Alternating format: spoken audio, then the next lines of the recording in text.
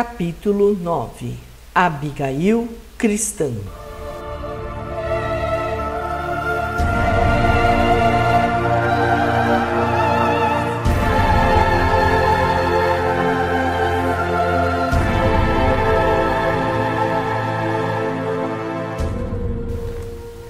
Desde o martírio de Estevão, agravara-se em Jerusalém o movimento de perseguição a todos os discípulos ou simpatizantes do caminho.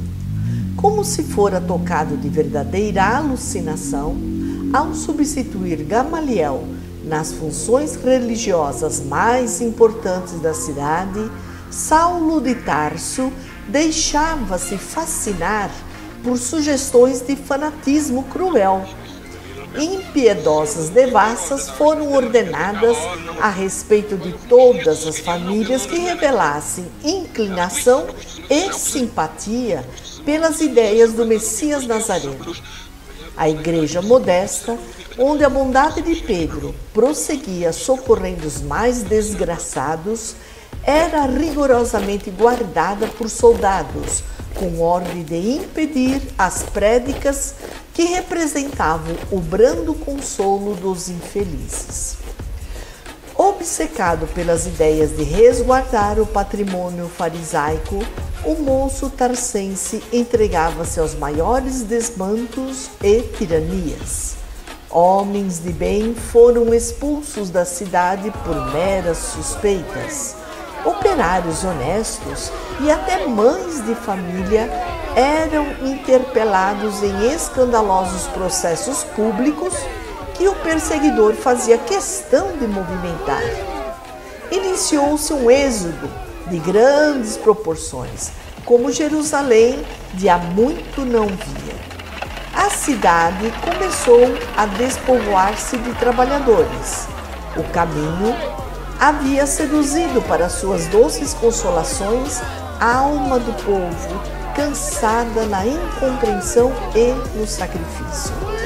Livre das prestigiosas advertências de Gamaliel, que se retirara para o deserto, e sem a carinhosa assistência de Abigail, que lhe facultava generosas inspirações, o futuro rabino parecia um louco, em cujo peito o coração estivesse ressequido. Debalde, mulheres indefesas suplicavam-lhe piedade, e inutilmente crianças misérrimas pediram complacência para os pais, abandonados como prisioneiros infelizes. Saiam! O moço de Tarso parecia dominado por uma indiferença criminosa. As rogativas mais sinceras encontravam no seu espírito um rochedo áspero. Incapaz de compreender as circunstâncias que lhe haviam modificado os planos e esperanças da vida, imputava o insucesso dos seus sonhos de mocidade àquele Cristo que não conseguira entender. Odiá-lo-ia enquanto vivesse, não sendo possível encontrá-lo para uma vingança direta, persegui-lo-ia na pessoa dos seus caudatários, através de todos os caminhos. A seu ver, era ele o carpinteiro anônimo, o causador dos seus fracassos em relação ao amor de Abigail, agora envenenado no seu coração impulsivo por sentimentos estranhos que, dia a dia, cavavam profundos abismos entre sua figura inolvidável e as lembranças que lhe eram mais carinhosas. Não mais voltara à casa de Zacarias e, embora os amigos da estrada de Jope instassem por suas notícias, mantinha-se irredutível no círculo do seu egoísmo sufocante. Um jeitinho, sai da minha frente! Seus ignorantes, saiam todos daqui! De vez em quando, sentia-se premido por uma saudade singular. Experimentava imensa falta da ternura de Abigail, cuja lembrança nunca mais se lhe havia apartado da alma enrijecida e ansiosa. Mulher alguma poderia substituí-la no carinho do seu coração. Entre angústias extremas, recordava a agonia de Estevão, sua invejável paz de consciência, as palavras de amor e de perdão, e em seguida via a noiva genuflexa implorando-lhe amparo com um clarão de generosidade nos olhos súplices. Jamais esqueceria aquela prece angustiada e comovedora que ela fizera ao abraçar o irmão nos derradeiros instantes da vida. Não obstante, a perseguição cruel que o transformara em mola central de todas as atividades contra a igreja humilde do caminho, Saulo sentia que as necessidades espirituais se multiplicavam no espírito sedento de consolação.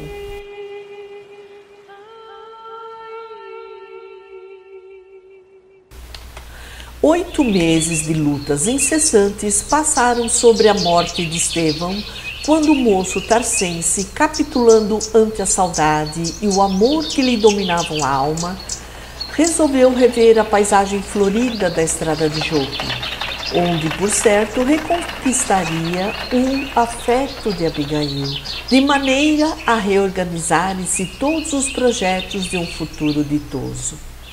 Tomou o carro minúsculo com o coração opresso.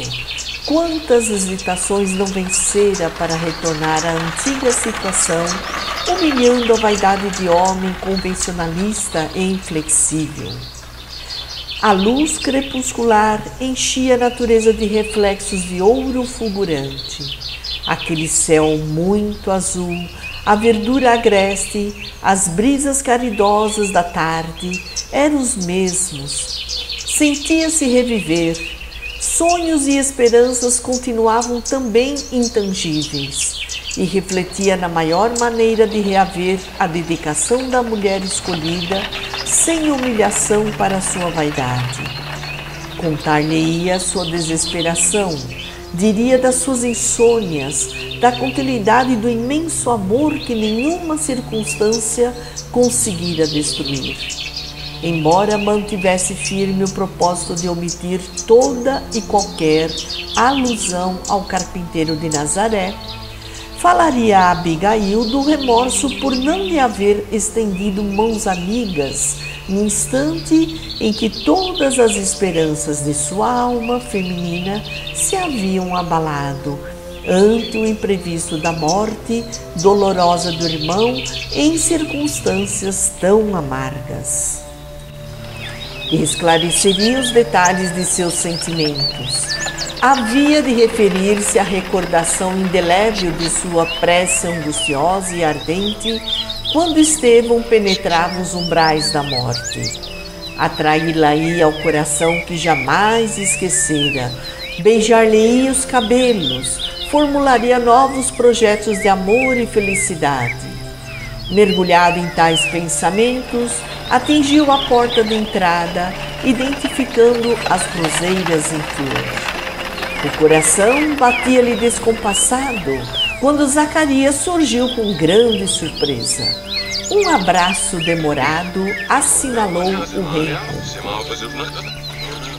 Abigail foi objeto de sua primeira interrogação.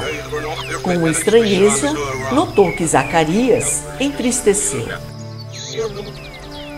Pensei que algum de teus amigos já te houvesse levado a desagradável notícia.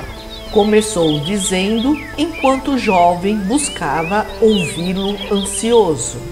Abigail, há mais de 4 meses, adoeceu dos pulmões e, para falar com franqueza, não temos qualquer esperança. Saulo fizera-se lívido. Logo depois que voltou precipitadamente de Jerusalém, esteve mais de um mês entre a vida e a morte. Em vão nos esforçamos, eu e Ruth, para restituir-lhe o viço e as cores da juventude. A pobrezinha entrou a definhar e, em pouco tempo, acalmou-se abatida. Solicitei tua presença com ansiedade, a fim de resolvermos o possível em seu benefício mas não apareceste. Parecia-me que um ambiente novo lhe proporcionaria o restabelecimento da saúde, mas faltaram-me os recursos para uma iniciativa mais ampla, tal como se impunha. Saulo perguntou aflito. Mas Abigail fez alguma queixa a meu respeito? De modo algum. Aliás, o regresso inesperado de Jerusalém, a enfermidade súbita e teu injustificável afastamento desta casa eram de molde ao causar-nos dúvidas e receios, mas logo se verificaram melhoras positivas após o período mais agudo da febre, e ela nos tranquilizou a respeito. Explicou a necessidade de tua ausência, de-se estar ciente dos teus muitos afazeres e encargos políticos. Referiu-se com gratidão ao acolhimento que lhe dispensaram teus parentes e, quando Ruth, para confortá-la, qualifica de ingrato o teu procedimento, Abigail é sempre a primeira a defender-te. Saulo quis dizer alguma coisa enquanto Zacarias fazia uma pausa, mas nada lhe ocorreu à mente. A emoção que lhe causava a nobreza espiritual da noiva amada paralisava-lhe as ideias. E o marido de Ruth continuava. Apesar de seu esforço de tranquilizar-nos, temos a impressão de que nossa filha adotiva se encontra dominada por desgostos profundos que procura ocultar. Enquanto podia andar, visitava os pessegueiros à mesma hora em que costumava fazê-lo contigo. A princípio, minha mulher surpreendeu-a chorando nas sombras da noite, mas em vão procuramos sondar a causa de seus íntimos padecimentos. O único motivo que alegava era justamente o da enfermidade, que começava a minar-lhe o organismo. Mais tarde, estagiou uma semana por aqui um pobre velho chamado Ananias. Deu-se então um fato estranho. Abigail encontrou-o em casa dos nossos rendeiros e todas as tardes detinha-se a ouvi-lo horas a fio, manifestando daí para cá muita fortaleza espiritual. Ao despedir-se, o pobre mendigo deu-lhe como lembrança alguns pergaminhos com os ensinamentos do famoso carpinteiro de Nazaré. Ah, do carpinteiro? E depois? Atalhou Saulo, evidentemente contrariado. Tornou-se dedicada à leitura do chamado Evangelho dos Galileus. Consideramos a conveniência de afastá-la de semelhante novidade espiritual, mas Ruth ponderou ser essa agora a sua única distração. Com efeito, desde que começou a falar no discutido Jesus Nazareno, observamos que Abigail se enchera de profundas consolações. E o fato é que não mais a vimos chorar, embora se lhe não apagasse do semblante abatido a dolorosa expressão de amargura e melancolia. E sua conversação, daí por diante, parece haver adquirido inspirações diferentes. A dor transformou-se-lhe em confortadora expressão de alegria íntima e fala a teu respeito com um amor cada vez mais puro. Dá a impressão de haver descoberto nos misteriosos escaninhos da alma a energia de uma vida nova. Depois de um suspiro, Zacarias terminava. E, contudo, a mudança não alterou a marcha da enfermidade que a devora devagarzinho. Dia a dia, vemo-la inclinar-se para o túmulo como flor que tomba do hastil ao sombro do vento forte.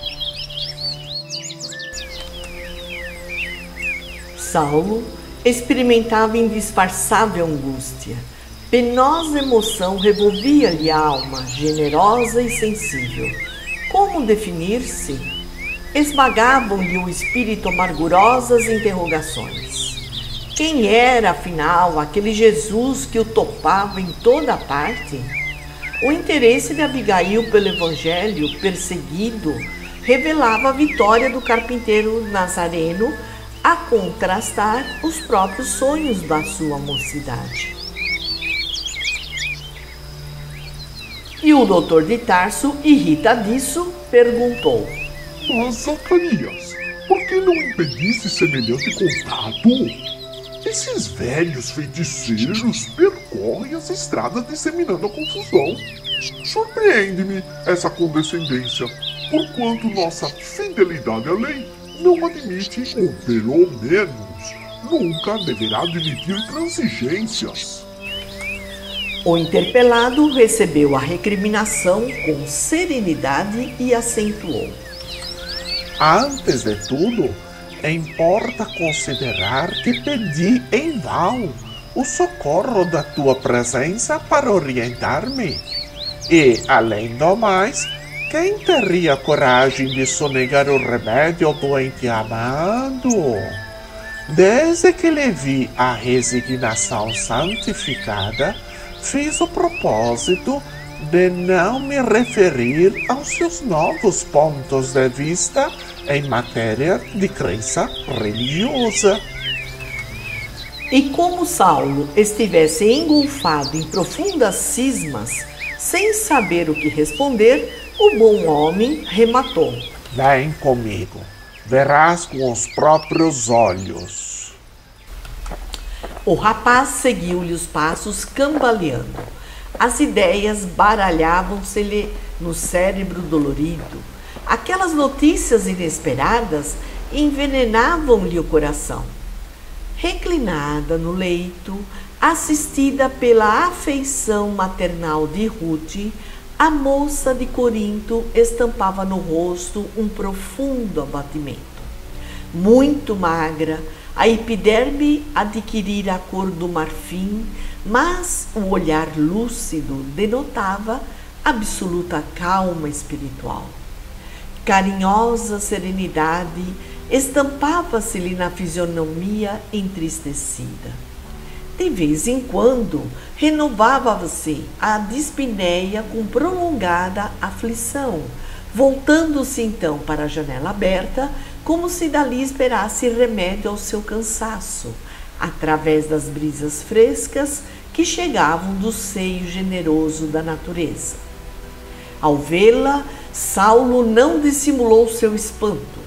A jovem, por sua vez, recebendo a jubilosa surpresa, tomou-se de sincera e transbordante alegria. Saudações afetuosas se trocaram entre ambos, enquanto os olhos traduziam a saudade angustiosa com que haviam esperado aquele momento. O futuro rabino acariciou-lhe as mãos mimosas, que pareciam agora modeladas em cera translúcida. Falaram da esperança que os alentara, constante, antes do reencontro.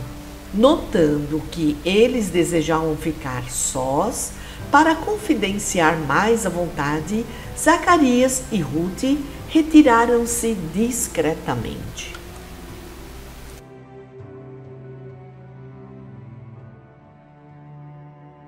Abigail, abdiquei o meu orgulho e minha vaidade de homem público para vir até aqui perguntar se me perdoaste, se não me esqueceste. Abigail respondeu com os olhos úmidos. Esquecer-te, por mais rude e longa que seja a estação de sol ardente, a folha do deserto não poderá esquecer a chuva benéfica que lhe deu vida. Não me fales igualmente em perdão, pois acaso poderá alguém perdoar-se a si mesmo? E nós, Saulo, pertencemos um ao outro para a eternidade. Não me disseste muitas vezes que eu era o coração do teu cérebro? Ouvindo-lhe o timbre caricioso daquela voz amada, o jovem de Tarso comovia-se nas entranhas do próprio ser arrebatado e ardente. Aquela humildade e aquele tom de ternura penetravam-lhe o coração, reconquistando-lhe o discernimento para o caminho reto. Guardando entre as suas as mãos pálidas da noiva, exclamou com um lampejo de alegria nos olhos: Por que dizes que eras o coração, se ainda és, e sê-lo-ás para sempre? Deus abençoará nossas esperanças, realizaremos nosso ideal. Voltei para levar-te comigo. Teremos um lar, serás nele a rainha. Dominada por indefinível alegria, a noiva, que o contemplava com lágrimas, murmurou: Desconfio, Saulo, que os lares da terra não foram feitos para nós. Deus sabe quanto desejei ardentemente ser a mãe carinhosa de seus filhos.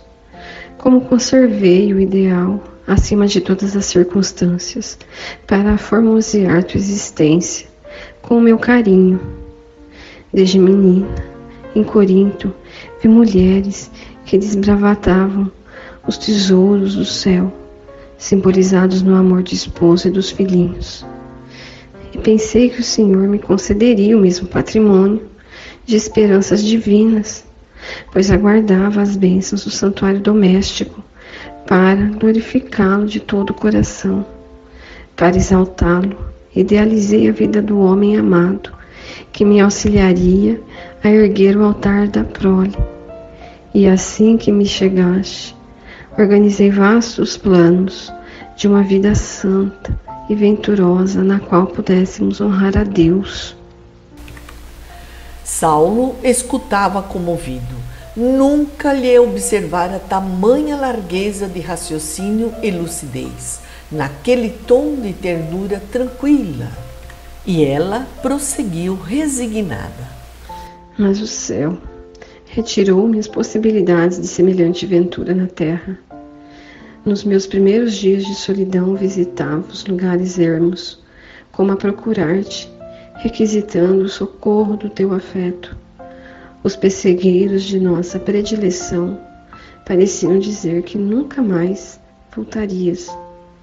A noite amiga aconselhava-me a esquecer. O luar que me ensinaste a bem-querer agravava as minhas recordações e amortecia as minhas esperanças. Da peregrinação de cada noite, voltava com lágrimas nos olhos, filhas do desespero do coração. Embalde seguir tuas advertências, recordava que me chamaste a atenção a última vez que nos encontramos para a amizade de Zacarias e de Ruth. É verdade que não tenho outros amigos mais fiéis e generosos que eles. Entretanto, não lhes poderias ser mais pesada na vida, além do que sou. Evitei então confiar-lhes minhas angústias. Nos primeiros meses da sua ausência, amarguei sem consolo a minha grande desdita. Foi quando surgiu aqui um velhinho respeitável, chamado Ananias, que me deu a conhecer as luzes sagradas da nova revelação. Conheci a história do Cristo, o Filho de Deus vivo. Devorei o seu evangelho de redenção. Edifiquei-me nos seus exemplos. Desde essa hora, compreendi-te melhor, conhecendo a minha própria situação. Súbito acesso de tosse cortou-lhe a narrativa.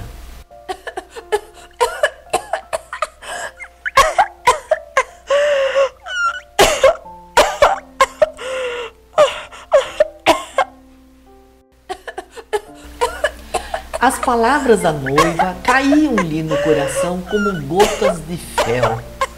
Nunca experimentara dor moral tão aguda. Verificando a sinceridade natural, o carinho doce daquelas confissões, sentia-se pungido de acerbos remorsos. Como pudera abandonar, assim, a escolhida de sua alma, olvidando-lhe a fidelidade e o amor?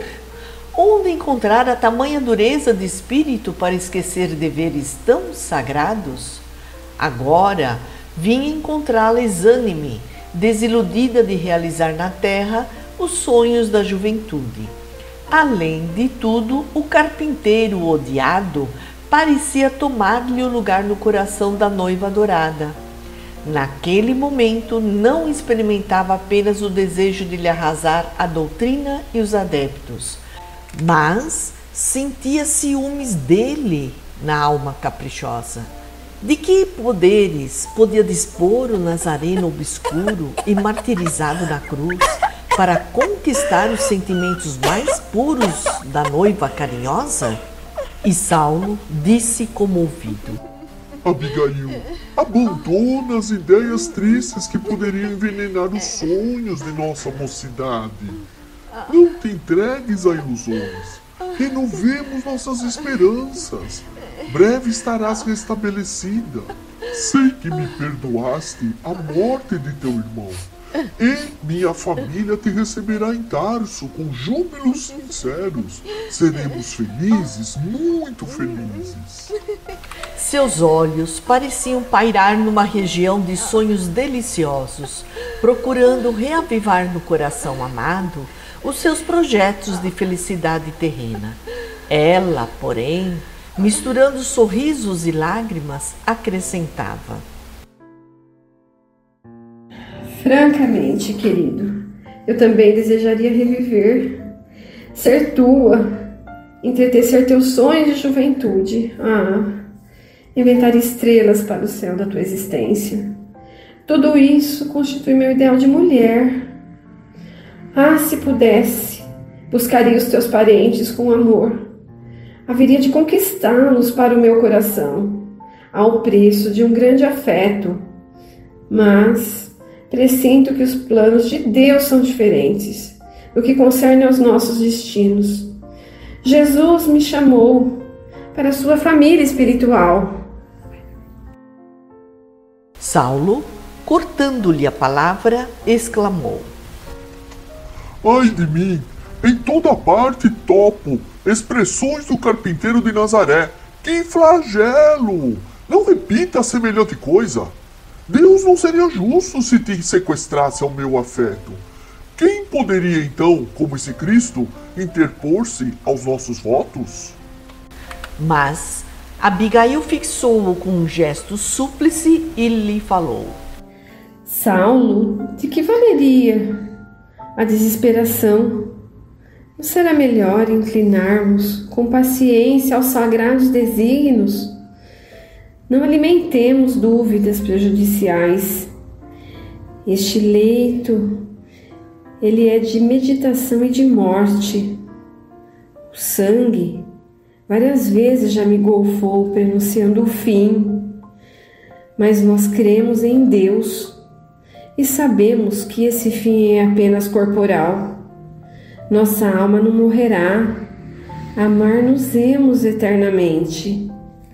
E Saulo respondia extremamente aflito: Não concordo. Essas presunções são fruto de ensinamentos absurdos, quais os desse fanático nazareno que morreu na cruz entre a humilhação e a covardia. Nunca assim foste, melancólica e desalentada. Somente os sortilégios galileus podiam convencer-te de tais absurdos funestos. Mas procura raciocinar por ti mesma. Quem te deu esse crucificado, senão a tristeza e a desolação? Enganaste, Saulo. Não me sinto desanimada. Embora, convicta da impossibilidade da minha aventura terrena, Jesus não foi um mestre vulgar de sortilégios, foi o Messias, dispensador de consolação e vida. Sua influência renovou minhas forças, saturou-me de bom ânimo e verdadeira compreensão dos desígnios supremos. Seu evangelho de perdão e amor é o tesouro divino dos sofredores e deserdados do mundo. O jovem não conseguia dissimular a irritação que lhe vagava na alma. E disse confuso: Sempre o mesmo refrão, invariavelmente afirmativa de ter vindo para os infelizes, para os doentes e infortunados. Mas as tribos de Israel não se compõem apenas de criaturas dessa espécie. E os homens valorosos do povo escolhido, e as famílias de tradições respeitáveis, estariam fora da influência do Salvador? Tenho lido os ensinamentos de Jesus. O Cristo, cumprindo a sagrada palavra dos profetas, revela-nos que a vida é um conjunto de nobres preocupações da alma, a fim de que marchemos para Deus, pelos caminhos retos.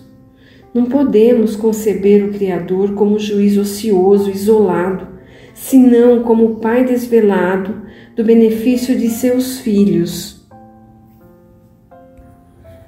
Os homens valorosos e que te referes, os forros de enfermidade e sofrimentos na posse das bênçãos reais de Deus, deviam ser filhos laboriosos, preocupados com o rendimento da tarefa que foram chamados a cumprir, a prol da felicidade de seus irmãos. Mas no mundo temos contra nossas tendências superiores o inimigo que se instala em nosso próprio coração. O egoísmo ataca a saúde. O ciúme prejudica o mandato divino, como a ferrugem e a traça que inutilizam nossas vestes e instrumentos, quando nos descuidamos. São poucos os que se recordam da proteção divina nos dias alegres da fartura, como raríssimos os que trabalham a revelia de São poucos os que se recordam da proteção divina nos dias alegres da fartura, como raríssimos os que trabalham a revelia do aguilhão. Isso demonstra que o Cristo é um roteiro para todos, construindo-se em consolo para os que choram e orientação para as almas criteriosas, chamadas por Deus a contribuir nas santas preocupações do bem. Saulo estava impressionado com aquela clareza de raciocínio, mas a conversação exigira da enferma maior esforço e consequente fadiga.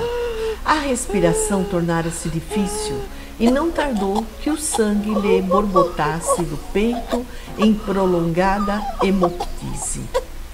Aquele sofrimento, adornado de ternura e humildade, comovia e exasperava profundamente o noivo. Compreendeu que seria impiedoso atacar perante a noiva aquele Jesus que lhe cumpria perseguir até o fim. Não queria crer que a sua Abigail estivesse nas vésperas da morte. Preferia encarar o futuro com otimismo. Restabelecida, falaria voltar aos seus antigos pontos de vista. Não toleraria a intromissão do Cristo no santuário doméstico. No esforço introspectivo, entretanto, concluiu que precisava dar uma trégua aos seus pensamentos antagônicos para cogitar dos problemas essenciais da sua própria tranquilidade. A jovem enferma Após a crise que durara minutos longos e tristes, tinha os grandes olhos serenos e lúcidos. Contemplando-a naquela doce atitude de suprema resignação, Saulo de Tarso experimentou enternecedoras comoções íntimas. Seu temperamento arrebatado entregava-se facilmente às impressões extremadas. Aproximando-se mais da noiva amada, tinha os olhos úmidos, desejou acariciá-la como se o fizesse a uma criança. E murmurou ternamente: Abigail, não falemos mais de ideias religiosas. Perdoa-me. Recordemos nosso porvir de flores. Esqueçamos tudo para consolidar as melhores esperanças. E as palavras lhe borbulhavam ardentes de emoção. O carinho que evidenciavam era sintoma do arrependimento e das aspirações nobres e sinceras que lhe trabalhavam agora no espírito angustiado. Entretanto, como se fora presa de singular abatimento, depois do esforço despendido, a jovem de Corinto estava lânguida, receando prosseguir no colóquio em virtude dos acessos de tosse que a ameaçavam frequentemente. O noivo, preocupado, compreendeu a situação e, apertando-lhe as mãos transparentes, beijou-as enternecido. Precisas repousar. Não te preocupes por minha causa. Dar-te-ei de minhas próprias forças. Breve estarás restabelecida. E depois de envolvê-la num olhar cheio de gratidão e infinita ternura, rematava: Voltarei a ver-te todas as noites que possa afastar-me de Jerusalém. E logo que puderes, voltaremos a ver o luar lá no jardim, para que a natureza abençoe os nossos sonhos sob as vistas de Deus. Sim, Saulo, Jesus nos concederá o melhor. De qualquer modo, no entanto, estará no nosso coração, sempre, sempre. O doutor da lei ia despedir-se, mas refletiu que a noiva nada lhe dissera como referência ao irmão. A generosidade daquele silêncio impressionava-o. Preferia ser acusado, discutir o feito com as suas penosas circunstâncias para que também se justificasse. Mas, em vez de reprimendas, encontrava carícias, em vez de exprobações, uma tranquilidade generosa com que a meiga jovem sabia ocultar as profundas feridas que lhe iam na alma. E logo em seguida exclamou algo hesitante: Abigail, antes de partir, quisera saber francamente se me desculpaste pela morte de Estevão. Nunca mais pude falar-te das contingências que me levaram a tão triste desfecho. No entanto, estou convicto de que tua bondade olvidou minha falta. A noiva respondeu-lhe, esforçando-se por manter a voz firme e clara: Por que te recordas disso? Minha alma está agora tranquila. Gesiel está com o Cristo e morreu legando-te um pensamento amistoso.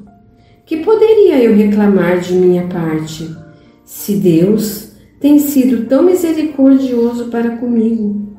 Ainda agora estou agradecendo ao Pai justo, de todo o coração, a dádiva da tua presença nesta casa. Há muito vinha pedindo ao céu, não me deixasse morrer, sem te rever e ouvir. Saulo calculou a extensão daquela generosidade espontânea e teve os olhos úmidos. Despediu-se. A noite fresca estava repleta de sugestões para o seu espírito.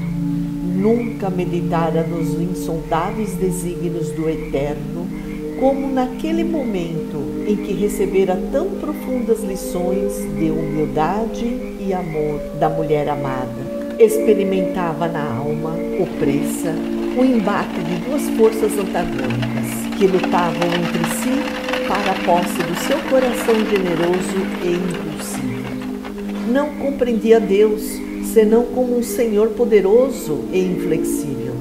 À sua vontade soberana, dobrar-se-iam todas as preocupações humanas, mas começava a perquirir o motivo de suas dolorosas inquietudes, porque não encontrava em parte alguma a paz anelada ardentemente? E, todavia, aquela gente miserável do caminho entregava-se às algemas do cárcere, sorridente e tranquila. Homens enfermos e valetudinários, isentos de qualquer esperança do mundo, suportavam-lhe as perseguições com louvores no coração. O próprio Estevão, cuja morte lhe servira de exemplo inesquecível, abençoara-o pelos sofrimentos recebidos por amor ao carpinteiro de Nazaré. Aquelas criaturas desamparadas gozavam de uma tranquilidade que ele desconhecia. O quadro da noiva doente não lhe saía dos olhos. Abigail era sensível e afetuosa, mas lembrava sua ansiedade feminina, a intensidade de suas preocupações de mulher, quando eventualmente não conseguia comparecer com pontualidade no adorável recanto da estrada de Jope. Aquele Jesus desconhecido proporcionara-lhe forças ao coração.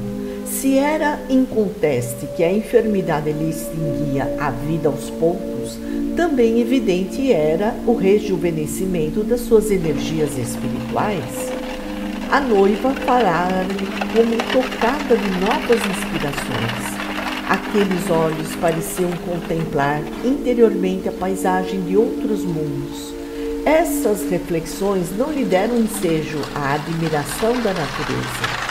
Reentrando em Jerusalém, guardou a impressão de que despertava de um sonho. À sua frente, desenhavam-se as linhas majestosas do grande santuário. O orgulho de raça falava-lhe mais forte ao espírito. Era impossível conferir superioridade aos homens do caminho. Bastou a visão do templo para que encontrasse em si mesmo os esclarecimentos que desejava. A seu ver, a serenidade dos discípulos do Cristo provinha naturalmente da ignorância que lhes era apanagem. Geralmente, os que se afeiçoavam aos galileus eram apenas criaturas que o mundo desclassificara pela decadência física, pela educação falha, pelo supremo abandono. O homem de responsabilidade, por certo, não poderia encontrar a paz a preço tão vil. Figurara-se-lhe haver resolvido o problema. Continuaria a luta. Contava com o breve restabelecimento da noiva. Logo que possível, desposaria Abigail e com facilidade dissuadi-la-ia dos fantasiosos, quão perigosos engodos daqueles ensinamentos condenados. Do âmbito do seu lar feliz, prosseguiria na perseguição de quantos esquecessem a lei, trocando-a por outros princípios. Esses raciocínios lhe acalmaram, de certo modo, as inquietações.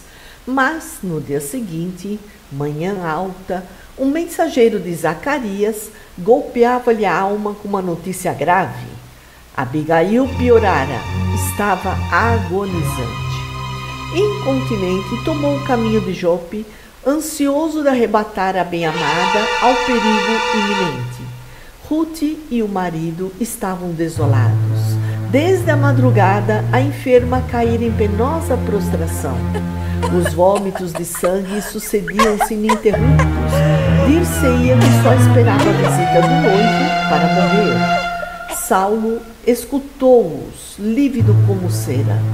Mudo, dirigiu-se para o quarto, onde o ar fresco penetrava embalsamado, trazendo a mensagem das flores do pomar e do jardim, que pareciam enviar despedidas às mãos delicadas e carinhosas que lhes haviam dado a vida. Abigail recebeu-o com um raio de infinita alegria nos olhos translúcidos. O tom de marfim do semblante abatido acentuara-se rapidamente. O peito arfava-lhe precípite, o coração batia sem ritmo. Sua expressão geral evidenciava a derradeira agonia. Saulo aproximou-se angustiado. Pela primeira vez na vida, sentia-se trêmulo diante do irremediável. Aquele olhar, aquela palidez de mármore, aquela aflição tocada de angústia anunciavam-lhe o desenlace. Depois de inquiri-la quanto à razão daquele abatimento inesperado, tomou-lhe as mãos flácidas, banhadas do suor frio dos moribundos. Como foi isso, Abigail? Ainda ontem deixei-te tão esperançado. Pedi sinceramente a Deus que te curasse para mim. Extremamente sensibilizados, Zacarias e sua mulher afastaram-se. Vendo que a noiva tinha imensa dificuldade em expor as últimas ideias, Saulo ajoelhou-se ao seu lado, cobriu-lhe as mãos de beijos ardentes. A agonia dolorosa parecia-lhe sofrimento injustificável que o céu houvera enviado a um anjo. Ele, que trazia o espírito ressecado pela hermenêutica das leis humanas, sentiu que chorava intensamente pela primeira vez. Lendo-lhe a sensibilidade através das lágrimas que lhe desciam silenciosamente dos olhos, Abigail esboçou um gesto de carinho com dificuldade infinita. Conhecia Saulo e comprovara-lhe a rigidez do caráter naquele pranto que revelava o calvário íntimo do bem-amado, mas demonstrava igualmente o alvorecer de uma vida nova para o seu espírito. Não chore, Saulo. A morte não é o fim de tudo. Quero-te comigo em toda a vida, replicou o rapaz desfeito em lágrimas. E contudo é preciso morrer para vivermos verdadeiramente. Jesus nos ensinou que a semente caindo na terra fica só, mas se morrer dá muitos frutos. Não te rebeles contra os desígnios supremos que me arrebatam do teu convívio material.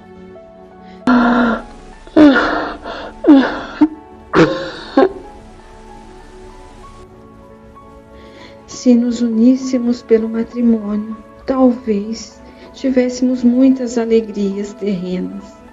Teríamos um lar como os nossos filhos, mas destruindo nossa esperança de uma felicidade passageira na terra.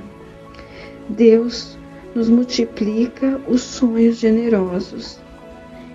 Enquanto esperamos a união indissolúvel, auxiliar-te-ei de onde estiver e te consagrarás ao Eterno em esforços sublimes e redentores.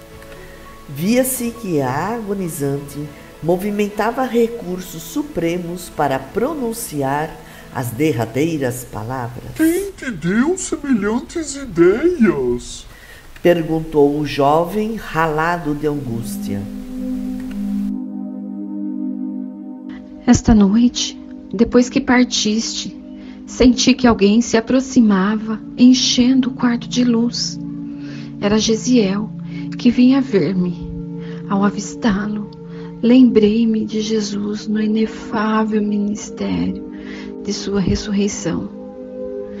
Anunciou-me que Deus santificava os nossos propósitos de ventura, mas que eu seria levada ainda hoje à vida espiritual. Ensinou-me a quebrar o egoísmo de minha alma, encheu-me de bom ânimo e trouxe a grata nova de que Jesus ama-te muito, tem esperança em ti. Refleti então que seria útil entregar-me a jubilosa às mãos da morte, pois, quem sabe, se ficasse no mundo não iria perturbar a missão que o Salvador te destinou. Gesiel afirmou que nós te ajudaremos de um plano mais alto, porque então deixarei de ser tua companheira, seguirei teus passos no caminho, levar-te-ei onde se encontrem nossos irmãos do mundo, em abandono, auxiliarei teus raciocínios e descobrir sempre a verdade. Ainda não aceitaste o Evangelho, mas Jesus é bom e terá algum meio de nos unir os pensamentos na verdadeira compreensão. O esforço da moribunda havia sido imenso. A voz extinguira-se-lhe na garganta, de seus olhos profundamente lúcidos, as lágrimas corriam abundantes. Abigail! Abigail!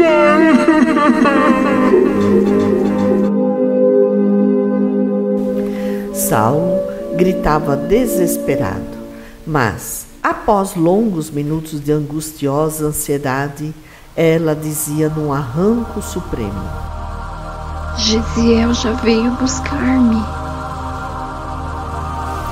Instintivamente, Saulo compreendeu que era chegado o momento fatal. Em vão chamou pela moribunda, cujos olhos se empanavam. Debalde lhe beijou as mãos geladas, agora cobertas de um palor de neve translúcida. Como louco, gritou por Zacarias e Rute. Esta, soluçante, desfeita em pranto, abraçou-se a Abigail, que desde a morte do filho resumia todo o seu tesouro maternal. A agonizante fixou o olhar respectivamente em cada um, como a evidenciar amoroso agradecimento. Depois, uma só lágrima silenciosa foi o seu último adeus. Do jardim próximo chegavam perfumes brandos. O céu crepuscular tonalizava-se de nuvens aurifulgentes, enquanto os pássaros, em recolhida, cruzavam os ares alegremente. Pesada amargura abatera-se sobre a mansão da estrada de Jope. Alara-se ao céu a filha dileta, a noiva amada, a amiga carinhosa das flores e dos passarinhos.